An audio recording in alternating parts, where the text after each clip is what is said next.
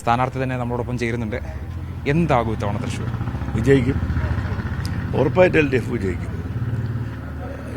കഴിഞ്ഞ തവണ 19-1 എന്നുള്ള നിലയിലായിരുന്നു കേരളത്തിൽ ഒരു സാഹചര്യം, രാഷ്ട്രീയ സാഹചര്യം ലോക്സഭാ തെരഞ്ഞെടുപ്പിലുണ്ടായത്.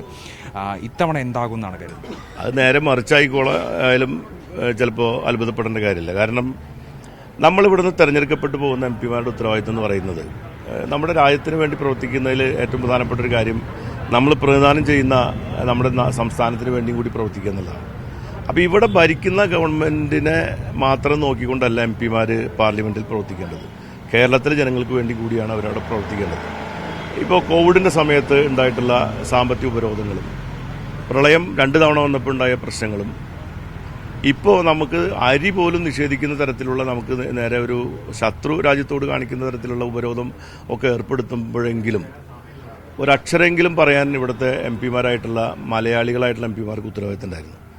അവിടെ പോലും അത് കാണിക്കാതെ BJP-യുടെ രാഷ്ട്രീയം തന്നെ ആവർത്തിച്ച് പറയുന്ന ഒരു സാഹചര്യം ഉണ്ടായിട്ടുണ്ടെങ്കിൽ കേന്ദ്ര ഗവൺമെൻറ്റിന് വേണ്ടി സംസാരിക്കുന്ന ആളുകളായിട്ടാണ് പലപ്പോഴും അവർ മാറിയിട്ടുള്ളത്. അപ്പം അങ്ങനെ ഒരു ആവശ്യം ഈ MP-മാരെ പറ്റി ഉണ്ടാവേണ്ടതുണ്ടോ എന്നുള്ളത് കേരളത്തിലെ ജനങ്ങൾ ഒന്ന് മാറി ചിന്തിക്കുക എന്നുള്ളതുകൊണ്ടാണ് ഞാൻ പറയുന്നത്. കഴിഞ്ഞ വർഷത്തെ പോലെ 19-1 എന്നുള്ളത് തിരിച്ച് 19-1 മാറിയാലും അത്ഭുതപ്പെടേണ്ട കാര്യമില്ല. പിന്നെ ഒരു കാര്യം എന്ന് പറയുന്നത്, കഴിഞ്ഞ വർഷം കേരളത്തിലെ ജനങ്ങൾ, കഴിഞ്ഞ തവണ കേരളത്തിലെ ജനങ്ങൾക്കുണ്ടായൊരു വിചാരം എന്ന് പറയുന്നത്, ഒന്ന് ഇന്ത്യൻ പാർലമെൻറ്റിൽ കോൺഗ്രസ് ഒറ്റകക്ഷിയായിട്ട് മാറും എന്നൊരു പ്രതീക്ഷ ഈ രാഹുൽ ഗാന്ധിയുടെ മത്സരത്തോടു കൂടി ജനങ്ങൾക്കുണ്ടായിരുന്നു. അപ്പോൾ ഇവിടുത്തെ മതേതര വിശ്വാസികളായിട്ടുള്ള ആൾക്കാരൊക്കെ, ഇടതുപക്ഷത്തിന് വോട്ട് ചെയ്യുന്ന ആൾക്കാരടക്കം അന്ന് കോൺഗ്രസിന് മാക്സിമം സീറ്റ് കിട്ടണം എന്നുള്ള പ്രതീക്ഷയിൽ വോട്ട് ചെയ്തിട്ടുണ്ടെന്നുള്ളത് അവർ തന്നെ ഞങ്ങളോട് പറഞ്ഞിട്ടുണ്ട്.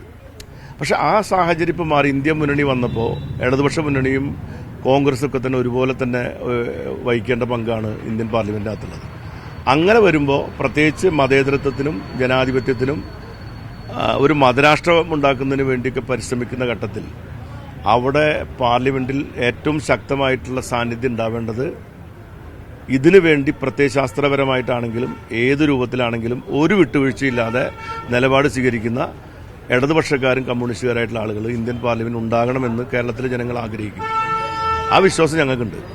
അപ്പോൾ അതുകൊണ്ട് തീർച്ചയായിട്ടും ഇത്തവണത്തെ തെരഞ്ഞെടുപ്പിൽ ഇന്ത്യൻ പാർലമെന്റിൽ കേരളത്തിൽ നിന്നും ഏറ്റവും മാക്സിമം ഇടതുപക്ഷ MP-മാർ അവിടെ ഉണ്ടാവുമെന്നാണ് എൻ്റെ പ്രതീക്ഷ. അങ്ങയുടെ വിലയിരുത്തലിൽ യഥാർത്ഥത്തിൽ തൃശ്ശൂരിൽ ത്രികോണ മത്സരമുണ്ടോ? ത്രികോണ മത്സരം ഉണ്ടായേക്കാം. കാരണം കഴിഞ്ഞ കൊല്ലം ഉണ്ടായില്ല, കഴിഞ്ഞ വർഷത്തെ പോലെ ഒരു ത്രികോണ മത്സരം ഉണ്ടാവും എന്ന് കരുതി ഇവിടെ പല ആളുകളും കൊട്ടിഘോഷിക്കുന്ന പോലെയുള്ള പ്രശ്നങ്ങളൊന്നും ഉണ്ടാവുമെന്ന് ഞാൻ വിചാരിക്കുന്നില്ല. കാരണം തൃശ്ശൂരിലെ ജനങ്ങളെ സംബന്ധിച്ച് ഞങ്ങൾക്കൊക്കെ അറിയാം. അപ്പോൾ അതുകൊണ്ട് ഞങ്ങളുടെ വിചാരം കഴിഞ്ഞ വർഷത്തിൽ നിന്ന് വ്യത്യസ്തമായി തവണത്തെ തെരഞ്ഞെടുപ്പിൽ LDF-ന് നല്ല ഭൂരിപക്ഷം ഉണ്ടാവുമെന്നാണ് എൻ്റെ വിചാരം. ഈ പ്രധാനമന്ത്രിയുടെ വരവും ഭാരതരിയും ഒന്നും വിലപ്പോവില്ല എന്ന് തന്നെയാണ് അവർ. അങ്ങനെ പ്രധാനമന്ത്രി വന്നുകൊണ്ട് മാത്രം അങ്ങനെയാണെങ്കിൽ 540 സീറ്റ് ഇവിടുത്തെ എല്ലാ സീറ്റിലും പ്രധാനമന്ത്രി പോയാൽ പോരെ. പ്രധാനമന്ത്രി വരുന്നതുകൊണ്ട് അല്ലെങ്കിൽ ആഭ്യന്തരമന്ത്രി വന്ന് പ്രസംഗിച്ചുകൊണ്ട് മാത്രം ജനങ്ങൾ മാറി ചിന്തിക്കുന്ന ഒരു കാലമൊന്നുമല്ല ഇപ്പോൾ. അപ്പോൾ അതുകൊണ്ട് പ്രത്യേകിച്ച് തൃശ്ശൂരിലെ ആളുകൾ നിങ്ങൾ അണ്ടർ എസ്റ്റിമേറ്റ് ചെയ്തത്. ഈ നേരത്തെ അങ്ങ് തുടക്കത്തിൽ പറഞ്ഞ പോലെ ഈ രാഹുൽ ഗാന്ധിയുടെ ഒരു പ്രസൻസ് കഴിഞ്ഞ തവണത്തേത് അങ്ങ് പറഞ്ഞിരുന്നു.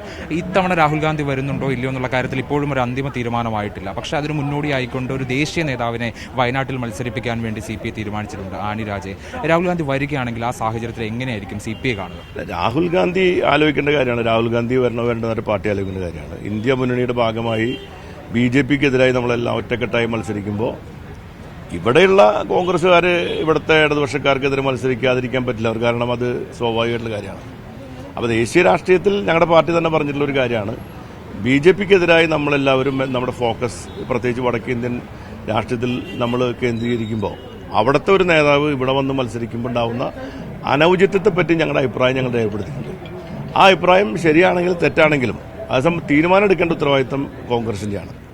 അവർ തീരുമാനിച്ചോട്ടെ. എന്തു വന്നാലും ഇന്ത്യ മുന്നോട്ടാണ്. തൃശ്ശൂർ പിടിക്കും.